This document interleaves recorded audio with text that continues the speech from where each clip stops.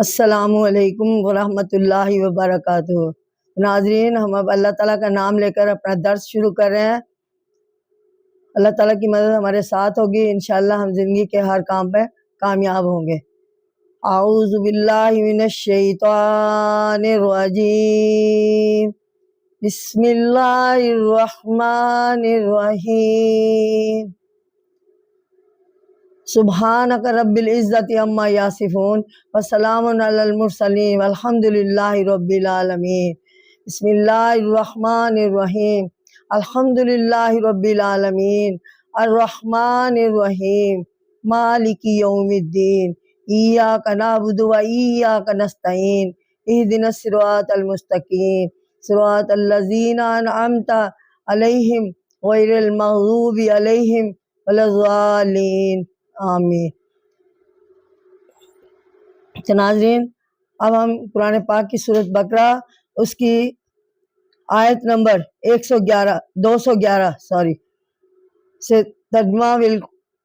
بھی تفسیر بیان کر رہے ہیں، ساتھ رہیے انشاءاللہ۔ ہم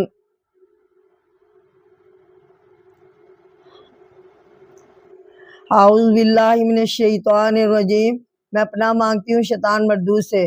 بسم اللہ الرحمن الرحیم، شروع کرتی ہوں اللہ تعالیٰ کے نام سے جو بڑا مہربان نہایت رحم کرنے والا ہے۔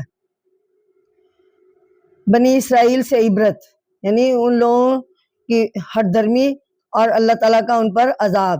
تو اب اسی موضوع سے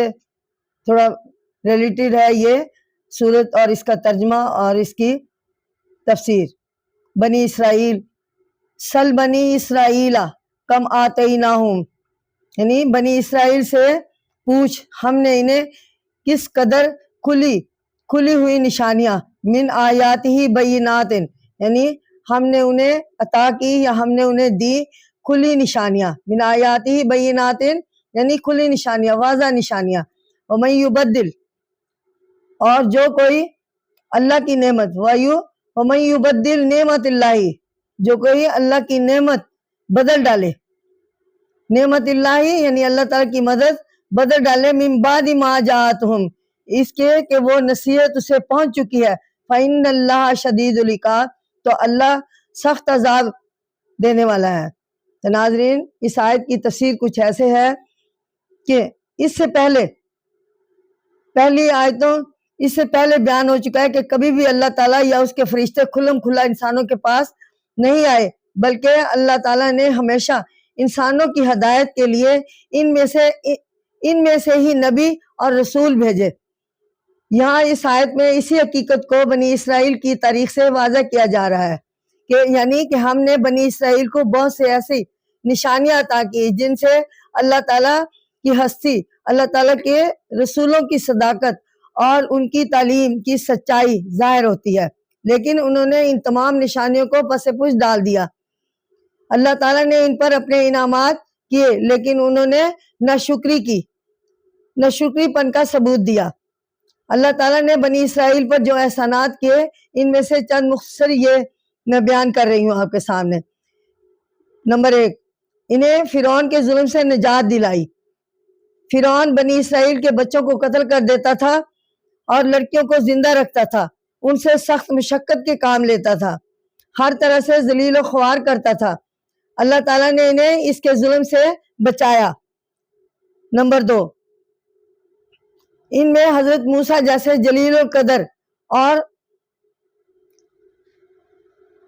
پیغمبر بھیجے، جس نے انہیں فرعون کی غلامی اور قبطیوں کی حکومت اور رعب سے نکالا۔ نمبر 3، ان کے دشمن فرعون کو ان کے سامنے سمندر میں غرق کر دیا۔ نمبر 4، سینا کے بے آب ہو گیا علاقے میں ان پر بادل کا سایہ کیا، من سلوا اتارا، پانی کے چشمے نکال دیے۔ نمبر 5، ان کی ہدایت کے لیے حضرت موسیٰ کو توریت عطا فرمائی اور انہیں ملک فلسطین میں آباد کیا۔ نمبر 7، ان کی نسل میں نبیوں کا ایک سلسلہ بڑی دیر تک قائم رہا، یعنی حضرت موسیٰ علیہ السلام کے بھائی بھی پیغمبر ہی تھے، ہارون علیہ السلام۔ لیکن ان لوگوں نے ان تمام احسانات کے باوجود بھی نفسانی خواہشات کی پیروی کی، اللہ تعالیٰ کی بھیجی ہوئی کتاب سے منہ موڑا، اس کے احکام سے رد گردانی کی، من مانی کاروائیوں میں مگن رہے۔ تو ناظرین، اس نافرمانی کی سزا کے طور پر اللہ تعالیٰ نے ان پر مختلف قسم کے عذاب نازل کیے تاکہ وہ راہ راست کی طرف آئیں، لیکن پھر بھی ان کے علماء نے اللہ تعالیٰ کے احکام کے الفاظ معنی بدل دیے اور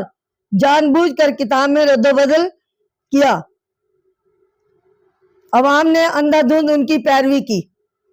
اگر اب بھی یہ لوگ اپنی بات پر اڑے رہے اور اللہ تعالیٰ کے سچے اور آخری کلام قرآن مجید کو نہیں مانا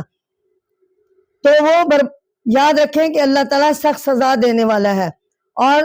ان کا حشر بھی ویسا ہی ہوگا جیسا پہلے اقوام کا ہوا تھا۔ ناظرین، اب میں آپ کے سامنے قرآن پاک کی سورۃ بقرہ اور اس کی آیت نمبر 212 کا ترجمہ بھی تفسیر بیان کروں گی، اور اس کا موضوع کچھ ایسے بنتا ہے کہ مومنوں کا مذاق نہ اڑائیں، یعنی زُیِّنَ لِلَّذِینَ کَفَرُوا الْحَیَاةُ الدُّنْیَا، کافروں کو دنیا کی زندگی پر فریفتہ کیا، وَيَسْخَرُونَ مِنَ الَّذِینَ، اور ایمان والوں پر ہنستے ہیں، من الذین آمنوا، اور ایمان والوں پر ہنستے ہیں، یسخرون مینز ہے ہنسنا، والذین اتقوا فوقہم، اور قیامت کے دن ان کافروں سے، یوم القیامہ ان کافروں سے بالا تر ہوں گے، یعنی کافروں کے دن، وہ قیامت کے دن ان کافروں سے بالا تر ہوں گے۔ واللہ یرزق من یشاء بغیر حساب، اور اللہ جسے چاہتا ہے بے شمار روزی دیتا ہے۔ تو ناظرین، اس آیات کی تفسیر کچھ ایسے ہے کہ اس کا شان نزول کہ مشرکوں کے رئیس مسلمانوں پر ہنستے تھے، انہیں ذلیل سمجھتے تھے۔ حضرت بلال، عمار صاحب اور دوسرے غریب صحابہ کا مذاق اڑاتے تھے اور کہتے تھے نعوذ باللہ، ان نادانوں نے آخرت کے خیال پر دنیا کی تکلیفوں اور مصیبتوں کو اپنے سر کر لیا ہے، اور حضرت محمد مصطفیٰ صلی اللہ علیہ وسلم کو دیکھو کہ یہ ان فقیروں، محتاجوں اور بے بس لوگوں کی امداد سے طاقتور عرب رئیسوں اور سرداروں پر غالب آنا چاہتے ہیں، نعوذ باللہ، اور دنیا بھر کے اصلاح ان غریبوں کی مدد سے کرنے کی توقع رکھتے ہیں۔ ان لوگوں کے اس تمسخر اور ہنسی کی بنا پر یہ آیت نازل ہوئی ہے۔ تو ناظرین، اس آیت میں بتایا گیا ہے کہ ان کا اس طرح سوچنا جہالت اور نادانی ہے، انہیں معلوم نہیں کہ یہی غریب اور تنگ دست قیامت کے دن ان رئیسوں سے اعلیٰ اور برتر ہوں گے۔ اللہ جسے چاہے بے شمار روزی عطا فرماتا ہے۔ چنانچہ ایک دن آیا کہ انہیں غریبوں کو، جن پر کافر ہنستے تھے، بنو قریظہ اور بنو نذیر کی دولت ملی، اور اس زمانے کے ایران اور روم جیسی بڑی بڑی سلطنتوں پر اللہ تعالیٰ نے انہیں عروج دیا۔ دنیا کی دولت، حکومت اور قیامت ان کے سپرد کر دی گئی۔ دنیا کی ہر چیز اپنی دولت سے، اکثر دیکھنے میں آیا ہے کہ مالدار اور رئیس لوگ جو اللہ کے منکر ہوں، وہ اپنی دولت کے بل بوتے پر اکڑتے ہیں اور سمجھتے ہیں کہ وہ دنیا کی ہر چیز اپنی دولت سے خرید لیں گے اور دنیا کی ہر طاقت اپنی دولت کی مدد سے فتح کر لیں گے۔ تو ناظرین، ایسا نہیں ہے۔ اسی غرور اور تکبر کی بنا پر یہ لوگ غریب، ایماندار اور حق پرست لوگوں کا مذاق اڑاتے ہیں۔ ان کے نزدیک دولت ہی شرافت اور ریاست کی نشانی ہے، اور ان کے نگاہ میں اخلاق کی برتری، کردار کی پاکیزگی کچھ بھی نہیں، لیکن انہیں یہ معلوم نہیں کہ دولت ایک چلتی پھرتی چھاؤں ہے، یہ ایک ڈھلتا سایہ ہے، کبھی یہاں اور کبھی وہاں، اسے ایک جگہ ٹھہراؤ میسر نہیں ہے۔ ایسی چیز پر کوئی اختیار اور قادر اور قابو نہ ہوا، اور جو عارضی اور تابع داری اور ناپائیدار ہو، اس قدر اکڑنا لا حاصل اور فضول ہے۔ ناظرین اصل چیز نیکی اور پرہیزگاری ہے، یہی سب سے بڑی دولت ہے، اسی کی بدلے قیامت میں بہترین اجر ملے گا، اور تمام دولت مند منکر لوگ اس روز مغلوب ہوں گے، وہ ذات اور رسوائی میں ڈوبے ہوئے ہوں گے اور اپنے کیے پر پچھتا رہے ہوں گے۔ اچھا ہو کر یہ لوگ سمجھ لیں کہ اللہ تعالیٰ ہی سب کو روزی دیتا ہے، اس سے اور وہی ان سے چھین لیتا ہے، ایمانداروں کو دے سکتا ہے، اور انہیں غریب اور مسکین لوگوں کا مذاق نہیں اڑانا چاہیے، خود اپنی آخرت سنوارنے کی طرف متوجہ ہونا چاہیے۔ اللہ تعالیٰ ہم سب کو ہدایت دے کہ ہم برا کلمہ منہ سے نہ نکالیں۔ اسی آیت کا بقیہ حصہ امت واحد کان الناس امتن واحدۃ فبعث اللہ النبیین مبشرین ومنذرین، سب لوگ ایک جماعت تھے، پھر اللہ تعالیٰ نے بھیجے، یعنی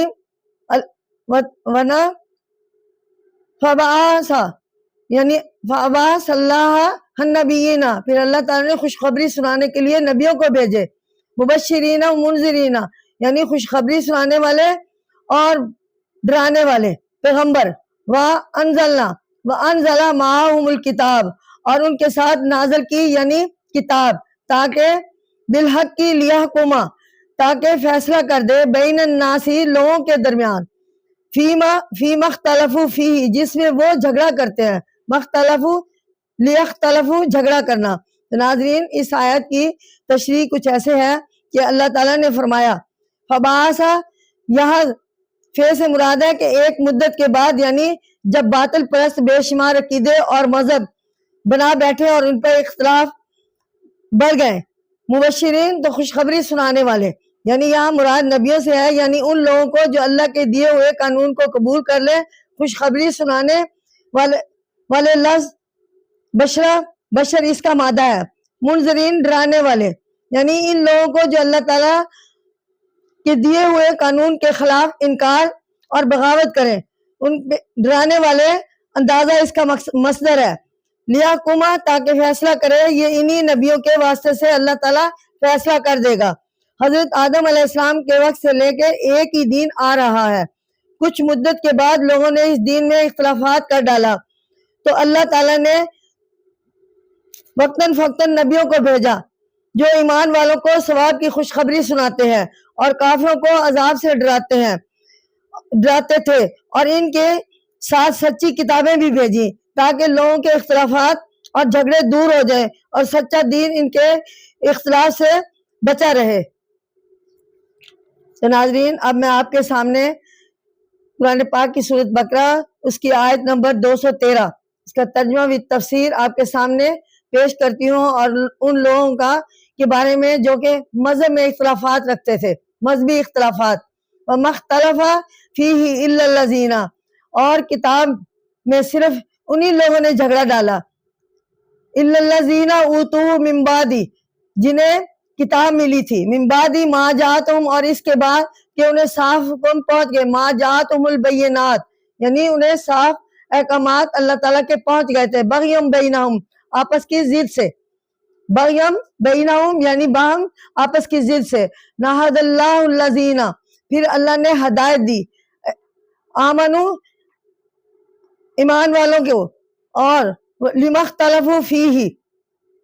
ایمان والوں کو اس سچی بات کی جس سے وہ جھگڑا کرتے، من الحق کی، فاختلفوا فیہ من الحق کی، وہ جھگڑ رہے تھے، باذنہ، اپنے حکم سے، واللہ یہدی من یشاء، اور اللہ جسے چاہے سیدھا، الی صراط مستقیم، اللہ جسے چاہے سیدھا راستہ بتا دیتا ہے۔ تو ناظرین اس آیت کی تفسیر کچھ ایسے ہے کہ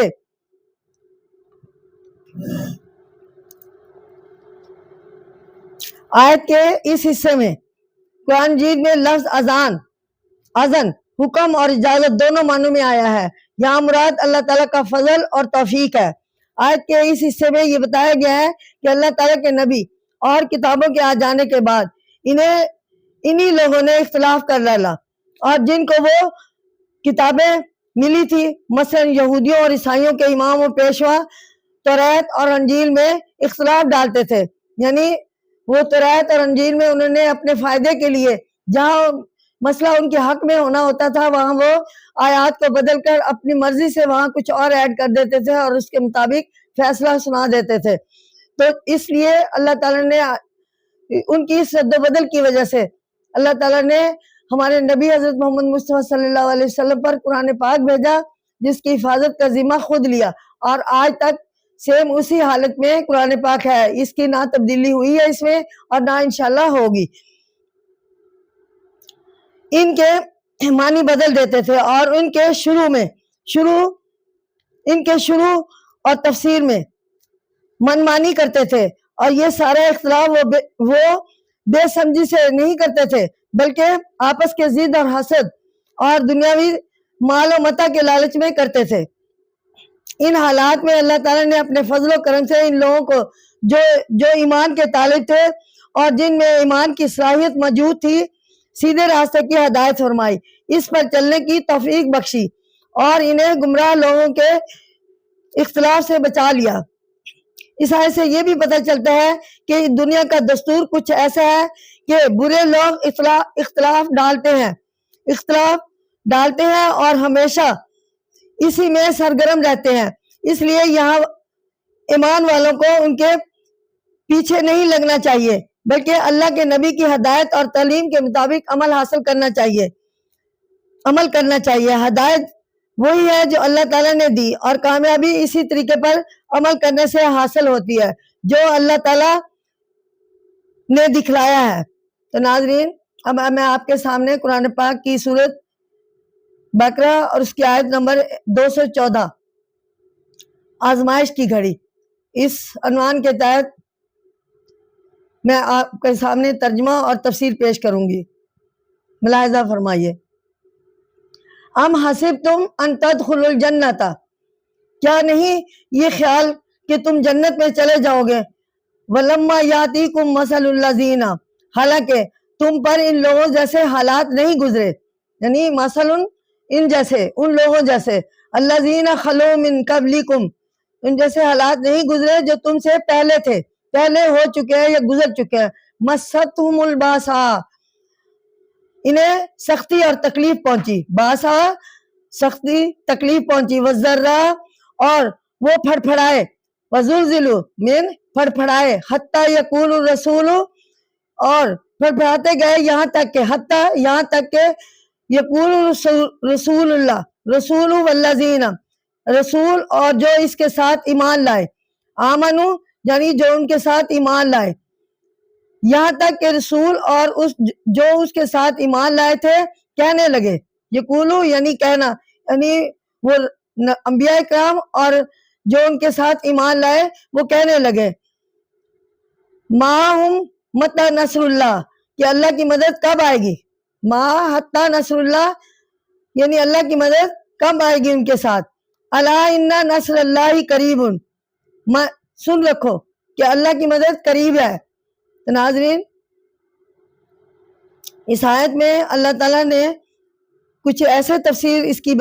بتائی گئی ہے کہ اللہ تعالیٰ نے پچھلی امتوں کا حوالہ دے کر یہ ثابت کیا ہے کہ کامیابی پانے والے ہمیشہ سے تنگی اور سختی کا مقابلہ کرتے چلے آئے ہیں، کیونکہ اللہ کے دشمن اور نیکی سے عداوت رکھنے والے لوگ ایسے ایمانداروں کو اذیت پہنچانے کی کوشش کرتے ہیں، پہنچانے میں کوئی کسر نہیں رکھتے، انہیں بے بس اور بے چار بنا کر چھوڑتے ہیں اور اس حد تک ان پر ظلم کرتے ہیں کہ نبی اور اس کے ساتھی ایمان والے لوگ پکار اٹھتے ہیں کہ اللہ اب تو ظلم و ستم کی حد ہو گئی ہے، آزمائش کی انتہا ہو گئی ہے، تیری مدد کب آئے گی. تو ناظرین، اللہ تعالیٰ نے ایسے ایماندار لوگوں سے وعدہ کیا ہے کہ اس کی مدد انہیں ضرور پہنچے گی، لیکن اس مدد کا ایک مقررہ دستور ہے. پہلے آزمایا جاتا ہے، جب وہ پورے صبر اور ثابت قدمی سے جمے رہے تو اللہ تعالیٰ انہیں آخرکار کامیاب کر دیتا ہے اور حق کا دشمن ذلیل اور خوار اور تباہ و برباد ہو کر رہتا ہے. تو ناظرین، اب میں آپ کے سامنے قرآن پاک کی سورت بقرہ اور اس کی آیت نمبر 215 کا ترجمہ بھی تفسیر بیان کرتی ہوں. یسألونک ماذا ینفقون، تجھ سے پوچھتے ہیں کہ کیا چیز خرچ کریں، یعنی سوال کرتے ہیں، یسألونہ کا ماذا ینفقون، سوال، یسألونہ کا سوال کرنا، ماذا ینفقون کہ ہم کیا خرچ کریں، قل کہہ دیجئے، ما انفقتم من خیری فللوالدین، یعنی جو مال تم خرچ کرو سو ماں باپ اور والاقربین اور قرابت والوں، والیتامى والمساکین اور یتیموں کے لیے اور محتاجوں کے لیے، وابن السبیل اور مسافروں کے لیے، وما تفعلون اور جو کوئی تم بھلائی کرو گے، من خیر فإن اللہ، وما تفعلون من خیر اور جو کچھ تم بھلائی کرو گے سو وہ، فإن اللہ بھی علیم سو وہ بے شک اللہ خوب جانتا ہے یا اللہ کو علم ہے۔ تو ناظرین اس آیت کی تفسیر کچھ ایسے ہے کہ بیان کیا گیا ہے کہ مسلمان حضرت محمد مصطفیٰ صلی اللہ علیہ وسلم سے دیانت کرتے ہیں کہ کیا دریافت کرتے ہیں کہ کیا کچھ خرچ کریں۔ اللہ تعالیٰ نے فرمایا کہ تم اپنی نیک کمائی اور پاکیزہ دولت میں سے جتنا ہو سکے خرچ کرو۔ اللہ تعالیٰ نے ساتھ ہی وہ مستحق بتلا دیے جن پر دولت خرچ کرنی چاہیے، یعنی والدین۔ ہماری دولت میں سب سے پہلا حق والدین کا ہے۔ افسوس آج کل کھاتے پیتے شادی شدہ اور کماؤ نوجوان والدین کا حق نہیں پہچانتے۔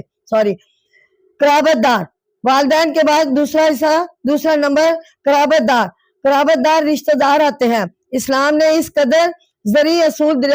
بتا دیے ہیں کہ خیرات اور نیکی اپنے قریب سے شروع کرو اور دور تک پہنچاؤ۔ یتیم وہ جو ماں باپ کے سایہ سے محروم ہے، یعنی وہ جو ماں باپ کے سایہ سے محروم ہے، تم ان کے سر کا سایہ بن کر نگہبانی اور تربیت کرو۔ حضرت صلی اللہ علیہ وسلم کے بہت سے حقوق بیان فرمائے اور ان کی خدمت کو بہت اونچی نیکی قرار دیا۔ مسکین وہ کمزور اور ناکارہ انسان جو کمائی سے معذور ہوں۔ مسافر پانچواں درجہ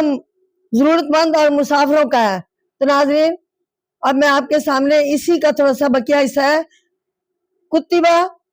علیکم القتال وہو کرہ لکم، یعنی تم پر لڑائی فرض ہوئی اور وہ تمہیں بری لگتی ہے۔ تو اس کے بارے میں کچھ ایسے بیان کیا گیا ہے کہ اس آیت کی تفسیر ان تمام لوگوں کی جو اسلام سے رد گردانی کرتے ہیں،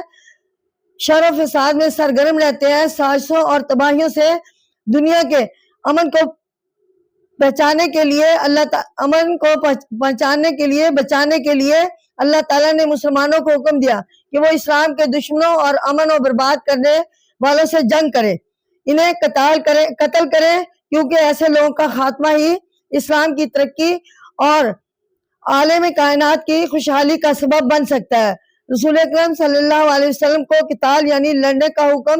کہ مکہ سے مدینہ کو ہجرت کر کے جانے کے بعد ملا، جبکہ انہیں نئی ریاست کی بنیاد قائم کرنی تھی،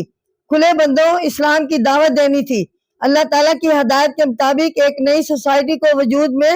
لانا تھا۔ لیکن اس وقت مسلمان کمزور اور بے بس تھے، تعداد میں تھوڑے تھے، جنگ کا سامان پاس نہیں تھا، ذبح حالی اور پریشانی میں گرفتار تھے، اس لیے جنگ کا حکم طبی طور پر ناگوار گزرنا لازمی تھا۔ لہٰذا انہیں بتا دیا گیا کہ تمہیں خواہ جنگ کتنی ہی بری لگے لیکن تمہیں اپنے فرض کو ضرور ادا کرنا ہے۔ اس لیے اگر عارضی طور پر ناگواری کو برداشت کر لیا جائے، درگزر اور گزر جانے والے نقصان کو سہ لیا جائے تو اس کا ثمر بہت میٹھا ہے اور اللہ تعالیٰ اعلیٰ ملے گا۔ ہمیں چاہیے کہ دنیا کی پسندیدہ چیزوں کی پرواہ نہ کرتے ہوئے اللہ کے حکم کی تعمیل بے چون و چرا کریں، اور ہمیں اپنی جان، اولاد اور مال قربان کر کے اللہ تعالیٰ کی رضامندی حاصل کر لینی چاہیے۔ تو ناظرین اب میں آپ کے سامنے قرآن پاک کی سورۃ بقرہ اور اس کی آیت نمبر 216 اس کی ترجمہ و تفسیر بیان کرتی ہوں، ملاحظہ کیجئے۔ وَعَبَسَ أَن تَكْرَهُوا شَيْئًا وَهُوَ خَيْرٌ لَكُمْ، اور شاید نہیں ایک چیز بری لگے، اور وہ خیر لکم، اور وہ تمہارے لیے بہتر ہو، یعنی جو چیز تم پسند کرو یا تمہیں وہ جو چیز پسند نہ ہو وہ تمہیں اچھی لگے یا تمہارے حق میں بہتر ہو۔ وَعَسَىٰ أَن تُحِبُّوا شَيْئًا، اور شاید کوئی چیز بھلی لگے وَهُوَ شَرٌّ لَكُمْ، وہ تمہارے لیے بری ہو۔ وَاللَّهُ يَعْلَمُ، اللہ جانتا ہے، وَأَنْتُمْ لَا تَعْلَمُونَ، اور تم نہیں جانتے۔ تو ناظرین، اس آیت میں پسند اور ناپسندیدگی کے اظہار کے بارے میں اور اس ضمن میں اللہ تعالیٰ نے تفصیل سے بتایا۔ ہو سکتا ہے کچھ چیزیں ایسی ہوتی ہیں جو انسان جس کو بری لگتی ہیں لیکن اللہ تعالیٰ کی نظر میں وہ اس کے حق میں بہتر ہوتی ہے، اور کچھ چیزیں ایسی ہوتی ہیں جو انسان کو اچھی لگتی ہیں لیکن اللہ تعالیٰ کی نظر میں اس کے لیے بری ہوتی ہیں۔ تو اس کے بارے میں تھوڑا تفصیل بتائی گئی ہے۔ تو ناظرین، اس کی تفسیر میں کچھ ایسے کروں گی کہ اب اسی مضمون کو واضح کرنے کے لیے کتنے پیارے اور اچھوتے انداز میں ارشاد ہوتا ہے کہ اللہ تعالیٰ نے فرمایا کہ ممکن ہے تم کسی چیز کو پسند نہ کرو حالانکہ وہ تمہارے لیے بہتر ہو، اسی طرح یہ بھی ہو سکتا ہے کہ تم کسی چیز کو پسند کرو حالانکہ وہ تمہارے لیے بری ہو۔ تو اللہ تعالیٰ جانتا ہے کہ کیا کس کے لیے اچھا ہے اور کیا کس کے لیے برا ہے۔ اس کی دلیل یہ ہے کہ تم اپنے برے بھلے کو نہیں جانتے، غیب کی چیزیں اللہ تعالیٰ جانتا ہے۔ تمہیں معلوم نہیں کہ تمہارے حق میں بہتر کیا ہے اور برا کیا ہے، البتہ تمہارا خالق و مالک خوب جانتا ہے کہ اچھا کیا ہے اور برا کیا ہے۔ جب حقیقت یہ ہے تو وہ جیسے جیسے کہتا ہے اور جو وہ حکم دیتا ہے کیے جاؤ، اس میں تمہارا ہی بھلا ہے۔ تو ناظرین، اس میں کوئی شک نہیں کہ دنیا میں سب سے مشکل کام جان و مال کو خطرہ میں ڈالتا ہے، اور جنگ میں یہ دونوں خطرے درپیش ہوتے ہیں۔ انسان جان و مال جیسی عزیز شے کو آسانی سے قربان کرنے کو تیار نہیں ہو سکتا۔ ہاں، اسے اگر یہ معلوم ہو جائے کہ یہ زندگی اور اس زندگی کا یہ سارا سامان عارضی ہے، ہمیشہ کی زندگی اور مستقل آرام جو ہے وہ اس کے بعد نصیب ہوگا، تو پھر انسان کی نگاہ میں ان چیزوں کی کوئی وقت نہیں ہے۔ تو ناظرین، دوسرے، اگر انسان کو یقین ہو جائے کہ میرا نفع نقصان میرا خالق و مالک مجھ سے بہتر سمجھتا ہے، بلکہ میں کچھ بھی سمجھ نہیں رکھتا، تمام حکمتیں اور بھلائیاں اسی کے اختیار میں ہیں، اور وہ جو کچھ کہتا ہے میرے بھلے کے لیے ہی کہتا ہے، اس صورت میں انسان جان و مال کیا ہر عزیز سے عزیز شے قربان کرنے کو تیار ہو جاتا ہے، اور اس وقت اس کی نگاہوں میں کوئی چیز نہیں بچتی۔ ناظرین، جیسے ہمارے حضرت ابراہیم علیہ السلام کو اللہ تعالیٰ نے خواب میں بشارت دی کہ وہ اپنے بیٹوں کو قربان کرے، تو بیٹوں سے بڑھ کے کیا چیز ہوتی ہے، تو آپ نے اللہ کی رضا کے لیے اپنے بیٹے کو قربان کرنے کے لیے تیار ہو گئے تھے۔ تو اسی طرح اللہ تعالیٰ جانتا ہے کہ کس کے حق میں کیا بہتر ہے۔ تو اللہ تعالیٰ نے فرشتہ جبرائیل امین علیہ السلام کو فوراً حکم دیا کہ میرے ابراہیم علیہ السلام کے لیے دمبا تیار کر، یہ نہ ہو کہ وہ اس سے پہلے اپنے بیٹے کو قربان کر دے۔ تو اسی طرح جبرائیل امین علیہ السلام فوراً نیچے آئے، اور انہوں نے قربان کرنے کے لیے جب حضرت ابراہیم علیہ السلام تیار ہوئے تو انہوں نے نیچے دمبا رکھ دیا، اور جو چھری تھی وہ بیٹے کے بجائے دمبے پر چل گئی۔ تو ناظرین، اس طرح اللہ تعالیٰ جانتا ہے کہ کیا چیز کس کے لیے بہتر ہے، تو انسان کوئی بھی ایسا کام اپنی مرضی اور منمانی سے نہیں کرتا، اور اللہ تعالیٰ کی رضا کے لیے اپنی اچھی سے اچھی چیز قربان کر دیتا ہے۔ ماہ حرام میں جنگ، یعنی یسألونک عن الشہر الحرام قتال فیہ قل قتال فیہ کبیر، تجھ سے حرمت کے مہینے کو پوچھتے ہیں اس میں لڑنا کیسا ہے، یعنی نبی کریم صلی اللہ علیہ وسلم سے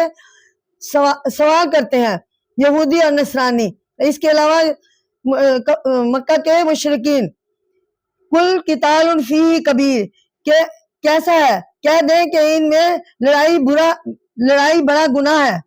یعنی اس میں بتایا گیا ہے کہ ان حرمت والے مہینوں میں، یعنی 4 مہینے حرمت والے ہیں جو میں نے سابقہ آیات میں آپ کو بتائے تھے، تو ان 4 مہینوں میں کا احترام کرتے ہوئے اس میں لڑائی جھگڑا منع فرمایا ہے، اور ایون کے شکار کرنا بھی منع فرمایا ہے۔ تو یہاں پہ الشہر الحرام، حرمت کا مہینہ، قمری سال کے 4 مہینے محرم ہے، رجب، ذی القعد، ذی الحج اور عربوں کے نزدیک بڑی برکت والے اور پاک مہینے سمجھے جاتے ہیں۔ اگرچہ قتل و غارت اور جنگ جوئی ان کا پیشہ تھا، لیکن ان 4 مہینوں میں وہ ہر قسم کی جنگ بند رکھتے تھے۔ یہاں خاص طور پر اشہر الحرام سے مراد رجب کا مہینہ ہے۔ اس آیت کا شان نزول یہ ہے کہ ایک مرتبہ سفر کے دوران میں بعض صحابیوں کے مشرکوں سے منہ بھیڑ ہو گئی اور جنگ میں ایک مشرک مارا گیا۔ ان صحابہ کے نزدیک یہ جنگ جمادی الثانیہ کی 30 تاریخ کو ہوئی، جو کہ حرمت کا مہینہ نہیں تھا، لیکن بعد معلوم ہوا کہ جمادی الثانی کا چاند 29 کا ہو گیا تھا۔ تو ناظرین، جس روز جنگ لڑی گئی وہ رجب کی 1 تاریخ تھی، جو کہ حرمت والا مہینہ تھا۔ اس غلطی کو جو نادانستہ طور پر ہو گئی، کافر اور مشرکوں نے خوب اچھالا اور تانا دینے لگے کہ دیکھو مسلمان اب ان مہینوں کا بھی احترام نہیں کرتے، جبکہ مہینے میں بھی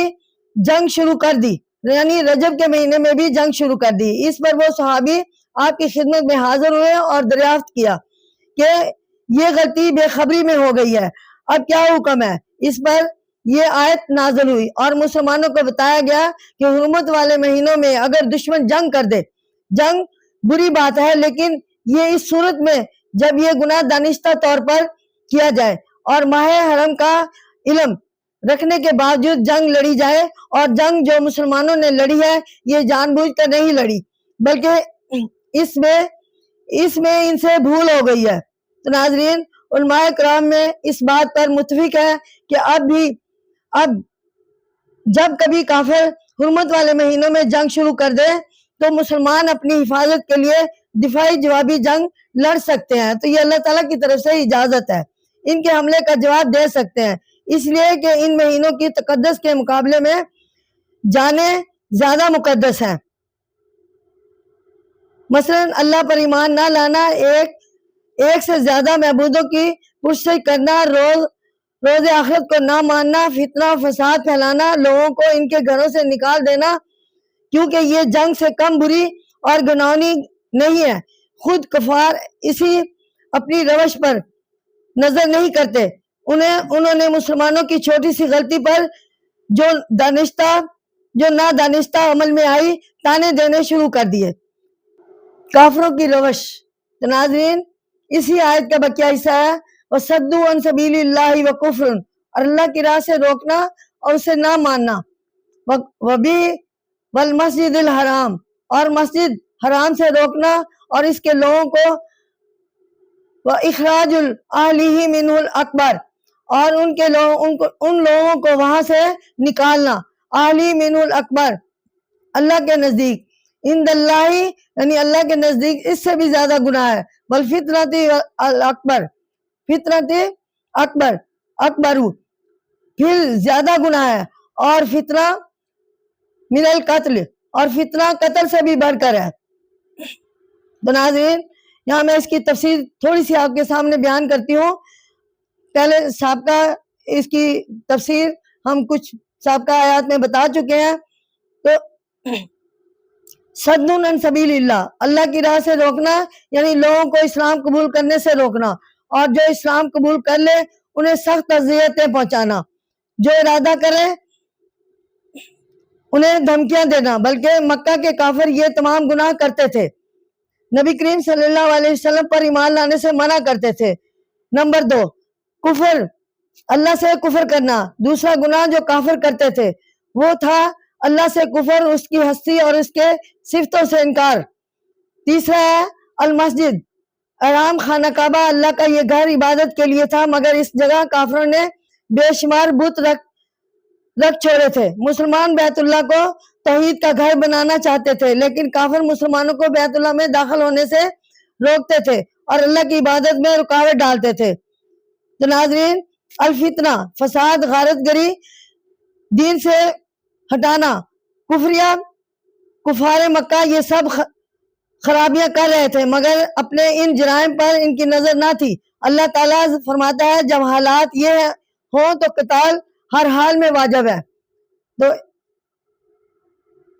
ولا یزلون مقاتلونکم حتی یردوکم عن دینکم ان استطاعوا، یہ اور کفار تو ہمیشہ تم سے لڑتے ہی رہیں گے یہاں تک کہ یردوکم، اگر قابو پا لیں، ان دینکم، تو تمہیں تمہارے دین سے پھیر دیں، دینکم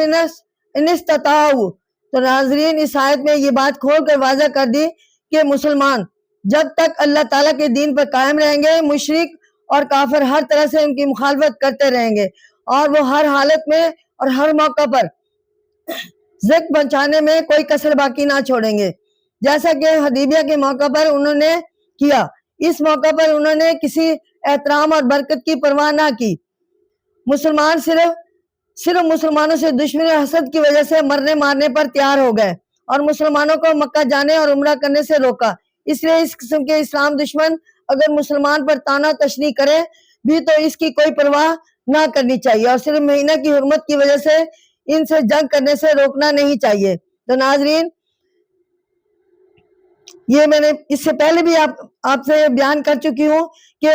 مشرک اسلام سے کس قدر بیزار اور حق کے کس قدر دشمن تھے۔ وہ اس بات پر مصر تھے کہ جہاں تک ان کا بس چلے ہر ممکن طاقت اور ہر تدبیر استعمال کر کے مسلمانوں کو ان کے دین سے پھیر دیں، انہیں اسلام کے قبول کرنے سے روکیں، انہیں پرانے اور باطل عقیدوں کے ماننے پر مجبور کر دیں، بت پرستی پر قائم رکھیں اور ہو سکے تو اسلام کا نام و نشان ہی مٹا دیں۔ تو ناظرین، اب میں آپ کے سامنے قرآن پاک کی سورۃ بقرہ اور اس کی آیت نمبر 217 اس کا ترجمہ بھی تفسیر بیان کرتی ہوں۔ مرتد کی سزا، یعنی جو منافق اور مرتد ہو جائے، وَمَن يَرْتَدِدْ مِنْكُمْ عَنْ دِينِهِ، یعنی اور تم میں سے جو کوئی اپنے دین سے پھرے، یعنی مرتد ہو جائے، دین سے پھر جائے، فَيَمُتُّ وَهُوَ كَافِرٌ، پھر کفر کی حالت ہی میں مرے، فَيَمُتُّ یعنی مرے، وَهُوَ کافر ہو کر، فَأُولَئِكَ حَابِطَتْ، مر جائے تو ایسے لوگوں کے عمل، اعمالہم، فَأُولَئِكَ حَابِطَتْ اعمالہم، ایسے لوگوں کے عمل دنیا فی الدنیا، اعمالہم فی الدنیا والآخرت، اور آخرت، دنیا اور آخرت میں ضائع ہو جائیں، وَأُولَئِكَ أَصْحَابُ النَّارِ، اور وہ لوگ دوزخ میں رہنے والے ہیں، ہم فیہا خالدون، اور اس میں ہمیشہ رہیں گے۔ تو ناظرین، اس آیت کی تفسیر کچھ ایسے ہے کہ تنبیہ، اللہ تعالیٰ نے اس آیت میں تنبیہ کیا ہے کہ اگر کوئی مسلمان کافروں کے زیر اثر، خواہ وہ ڈر کر خواہ کسی لالچ میں آ کر اسلام چھوڑ کر کفر کی طرف لوٹ جائے اور مرتے دم تک کفر ہی میں اڑا رہے تو اس کے تمام عمل ضائع ہو جائیں گے، اسے دنیا میں بھی اس کی سزا بھگتنی پڑے گی اور قیامت میں بھی۔ تو ناظرین، اسلام سے پھر کر کفر کی طرف لوٹ جانے والے کی سزا دنیا میں یہ ہوگی کہ اس کا جان و مال محفوظ نہ رہے گا، مسلمان بیوی سے اس کا نکاح قائم نہ رہ سکے گا، مسلمان کی میراث سے اسے حصہ نہ مل سکے گا، بلکہ یہاں تک کہ اگر حکومت اسلامی ہو تو ایسے بدعہد باغی اور مرتد کو زندہ رہنے کا بھی کوئی حق نہیں ہے۔ آخرت میں اسے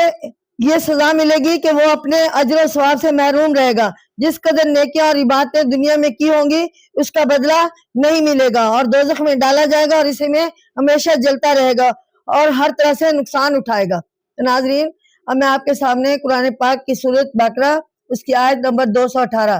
ایمان اور ہجرت اور جہاد، تو یہ کچھ آیات جو جہاد کے بارے میں بھی ہے اور ہجرت کے بارے میں بھی ہے اور ایمان کے بارے میں بھی ہے، تو یہ اس آیات کا تھوڑا ترجمہ اور تفسیر میں آپ سے مختصر بیان کرنا چاہتی ہوں، غور سے توجہ سے سنیے۔ ان الذین آمنوا والذین، بے شک جو لوگ ایمان لائے اور جنہوں نے ہاجروا، ہجرت کی، وجاہدوا، اور اللہ کی راہ میں جہاد کیا، فی سبیل اللہ، اور اللہ کی راہ میں جہاد کیا یا لڑے، اولئک یرجون رحمت اللہ، وہ اللہ کی رحمت کے امیدوار ہیں، واللہ غفور الرحیم، بے شک اللہ بخشنے والا اور مہربان ہے۔ تو ناظرین، اس کی تفسیر کچھ ایسے ہے، فی سبیل اللہ، اللہ کی راہ میں لڑنے والے، اللہ کی راہ میں ہجرت اور جہاد کے ساتھ یہ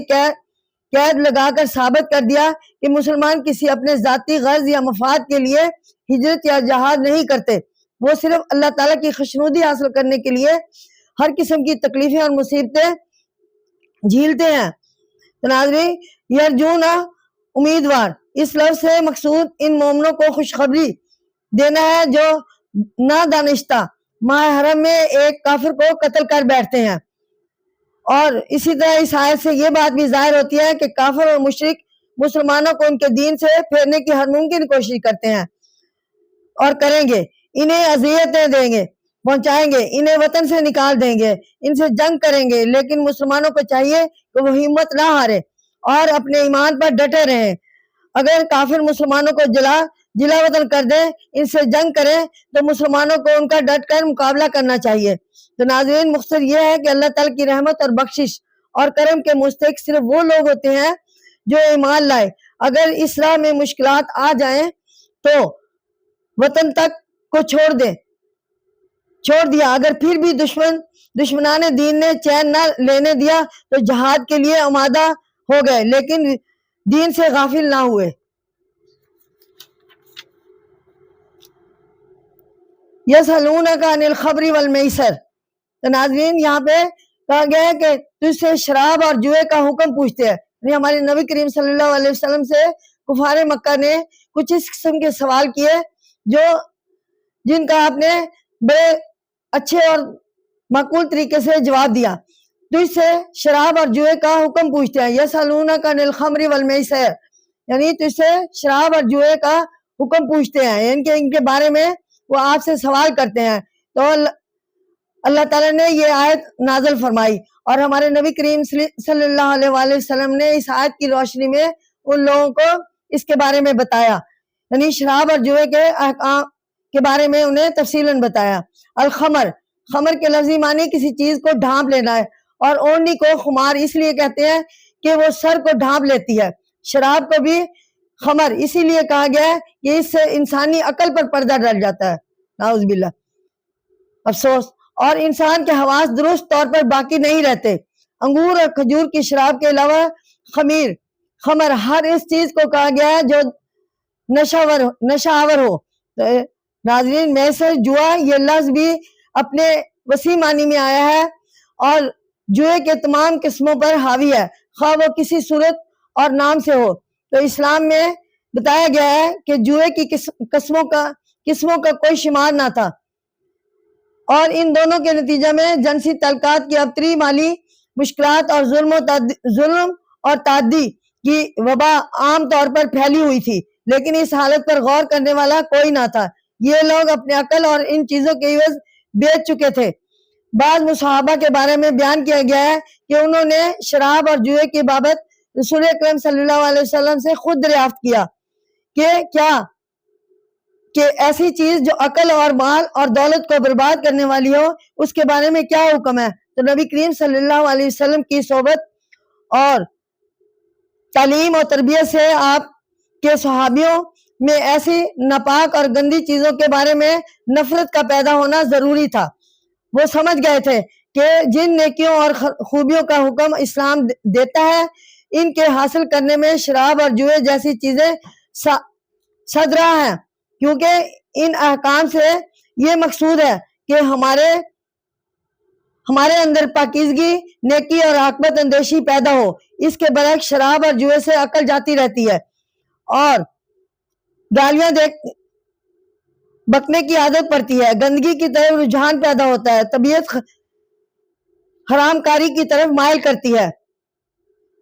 یا مائل ہوتی ہے۔ اسرائیلی پیغمبروں نے بھی شراب اور جوئے کے حرام ہونے کے بارے میں اپنی امتوں کو حکم دیا ہے، لیکن ان کے پیروں ممانعت کے باوجود باز نہ رہ سکے۔ آخر کار اسلام ہی نے ان کی برائی کو اس قدر کھول کر بیان کیا کہ آج امت مسلمہ میں جس قدر حقارت کی نظروں سے شرابی اور جواری کو دیکھا جاتا ہے، شاید ہی کسی اور غلط کار اور بدکار کو دیکھا جاتا ہے۔ شراب کی حرمت کے سلسلے میں یہ پہلی آیت ہے، یہیں سے شراب اور جوئے کے حرام ہونے کا ذکر شروع ہوتا ہے۔ ناظرین، اس کا کچھ مختصر میں آپ کو بتاتی ہوں کہ جوئے اور شراب کے بارے میں اللہ تعالیٰ کا قرآنی آیات کے حوالے سے کیا بیان ہے؟ کل فیہما اسم کبیر و منافع، کہ کیا ان دونوں میں بڑا گناہ ہے، یعنی اسم کبیر منافع، بڑا گناہ ہے اور فائدے للناس، لوگوں کے لیے، یعنی ان دونوں میں بڑا گناہ ہے اور فائدے لوگوں کے لیے کم ہے۔ وَإِسْمُهُمَا أَكْبَرُ مِنْ، اور ان کا گناہ ان کے فائدے سے، اسمہما اکبر یعنی ان کا گناہ، من النفعہما یعنی ان کا گناہ ان کے فائدے سے بڑا ہے۔ تو ناظرین اس آیت کی تفسیر کچھ ایسے ہے کہ اسم گناہ سے مراد ہر وہ فعل ہے جو نیکی کی راہ میں رکاوٹ پیدا کرنے والا ہو۔ اس لفظ کے استعمال نے بتایا کہ شراب اور جوا انسان کو نیکی سے روکتے ہیں۔ جس قوم میں اور جس سوسائٹی میں شراب عام ہو وہاں فساد اور بے حیائی اور گناہ بہت بڑھ جاتے ہیں۔ جب کوئی شخص شراب پیتا ہے تو وہ اپنے حواس کھو بیٹھتا ہے، بدکاری اور حرام کاری میں بے حیائی الجھ جاتا ہے، اپنے فرائض سے غافل ہو جاتا ہے، نشہ کی حالت کو پورا کرنے کی اگر استطاعت باقی نہ رہے تو ناجائز اور حرام طریقے سے اسے حاصل کرنے کی کوشش کرتا ہے، چوری، ٹھگی، غبن، قتل اور غارت گری سے بھی نہیں چوکتا۔ ناظرین ممکن ہے شراب سے بعض بیماریوں کا علاج ہو سکتا ہے، کئی آدمی اس بہانے سے شراب پیتے ہیں، لیکن جب دوسرے دوا موجود ہو تو شراب کیوں کہ روا ہو سکتی ہے۔ یہ ٹھیک ہے کہ شراب سردر آورد ہے، لیکن کتنی دیر کے لیے اور نشہ اترنے کی تکلیف کس قدر جانگل ہوتی ہے، یعنی یہ پرشین کے الفاظ یہاں پہ تھوڑے سے استعمال کیے گئے ہیں۔ شراب غموں کو بھلاتی ہے مگر کتنے لمحات کے لیے، اور انجام کار دولت کی بربادی، اخلاق کی خرابی، جسمانی بیماریاں اور خدا داد خلق میں رسوائی ہے۔ یہی حال جوئے کا ہے، عارضی جیت ہو سکتی ہے مگر ہار نہ ہونے کی کیا ضمانت ہے، اور یہ مفت کا جیتا ہوا روپیہ کس کے پاس رہا؟ ہم نے آج تک کسی جواری کو دولت مند بنتے نہیں دیکھا اور نہ ہی سنا ہے۔ اگر مفت میں کماتے ہیں تو حرام میں لٹاتے ہیں۔